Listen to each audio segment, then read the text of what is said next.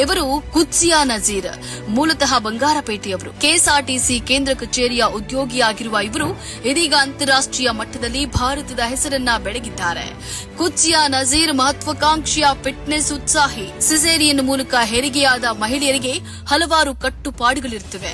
ಆದರೆ ಅದೆಲ್ಲವನ್ನ ಹಿಮ್ಮೆಟ್ಟಿ ತಮ್ಮ ಛಲ ಹಾಗೂ ಸಾಧನೆಯಿಂದ ಇದುವರೆಗೂ ಸಾಧಿಸಿದ ಅತ್ಯಂತ ಭಾರವಾದ ವೇಟ್ ಲಿಫ್ಟಿಂಗ್ಗಾಗಿ ವಿಶ್ವ ದಾಖಲೆಯನ್ನ ನಿರ್ಮಿಸುವ ಗುರಿಯನ್ನ ಹೊಂದಿದ್ರು.